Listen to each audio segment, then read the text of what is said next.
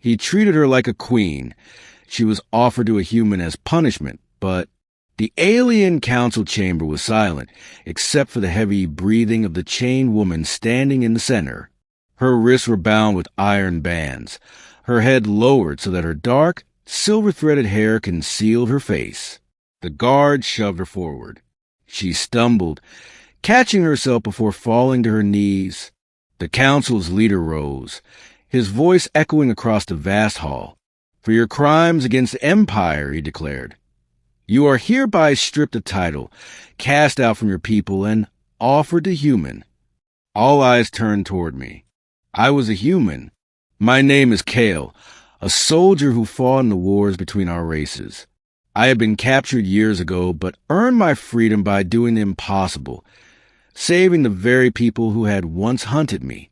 As a twisted gesture of gratitude, they offered me their worst punishment, a living person.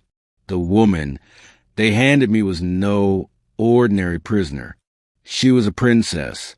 Her name was Sarai, daughter of the warlord who had nearly destroyed my world. To her people, giving her to a human was a fate worse than death. "Do what you will with her," the council leader sneered. "She is yours to command." I saw the look in Sarai's eyes then, expecting cruelty, humiliation, chains. She braced herself for the worst. But I didn't chain her. I didn't strike her. I took off my cloak and draped it over her shoulders. "You're free," I said quietly, "as long as you stay with me." Her expression, confusion, disbelief, was something I'd never forget. They led us out of the chamber and into the cold night. Sarai followed me in silence, her steps uncertain. The city lights glowed behind us, but I didn't stop until we reached the small home I had built on the outskirts, a humble shelter of wood and stone. "This is it," I said. "Not much, but it's safe." She stared at the house, then at me. "You aren't going to punish me?" "Punish you? For what?" Her voice trembled, equal parts anger and fear. "I led armies against your kind." "I?" She hesitated, gripping the cloak tighter. "I killed humans." "I know," I said, "but I also know what it's like to lose everything. You don't need another enemy. You need someone to believe you're more than what they say you are." Days passed. Sarai didn't speak much at first. She slept in the corner, ate sparingly, and flinched whenever I came near. But slowly, she began to change. I treated her not as a prisoner, but as a guest. I gave her clean clothes, food, and space. I showed her how to tend the small garden behind the house, how to fish from the nearby river. She was cautious, always watching me with those sharp violet eyes. But curiosity softened her mistrust bit by bit.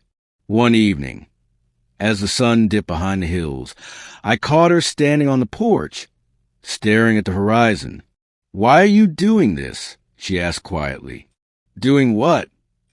"Being kind to me." "Because you deserve it," I said simply. She laughed, bitter, hollow.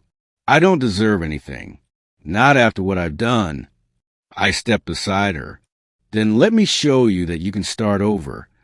The turning point came during the raid.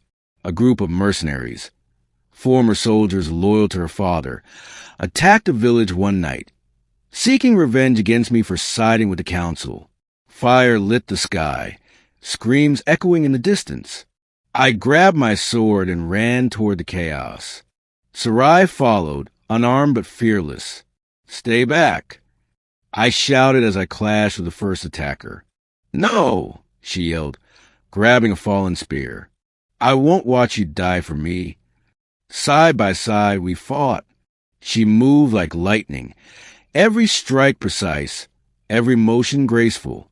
Even in battle, she was regal, a queen without a throne. When the last mercenary fell, we stood panting among the ruins. She looked at me, blood streaking her cheek, and for the first time, her eyes weren't filled with hatred or despair.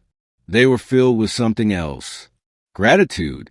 After the raid, everything changed between us. Sarai began to smile, rarely, but enough to warm the cold nights. She helped rebuild the homes, shared her knowledge of medicine with the villagers, and even laughed once when I failed to cook alien bread properly. "You're hopeless," she teased, watching me scrape the burnt crust off a pan. "Hopeless?" I grinned.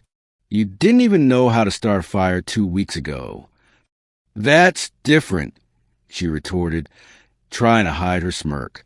For the first time, I saw the woman beneath the title, the one who had carried the weight of war on her shoulders and had finally set it down. Months passed. The council forgot about us. The war ended, but our lives had already changed. One evening, under the pale glow of twin moons, Sarai approached me. She wore the cloak I had given her that first night, now mended and clean. "Kale," she said softly, "do you ever think about what comes next?" I met her gaze. "Every day." She stepped closer. "When they gave me to you, I thought it was a death sentence. I thought you'd treat me like property. And now," her voice trembled, "you treated me like a queen." I didn't know what to say. Words felt too small for the weight of that moment. So I took her hands, no longer bound, no longer trembling, and held them. "What do you want next?" I asked. She smiled, soft and sure. "To stay. With you." We built a new life together in that quiet village. The world around us still held scars, but we found peace in the little things. Tending the garden, watching the stars, telling stories by the fire. She taught me her language. I taught her mine. We weren't soldier and prisoner anymore, nor human and alien. We were just us. Every time I looked at her, I remember the day they offered her to me as punishment. And every day since, I thanked them, because what they meant as cruelty became the greatest gift I'd ever received.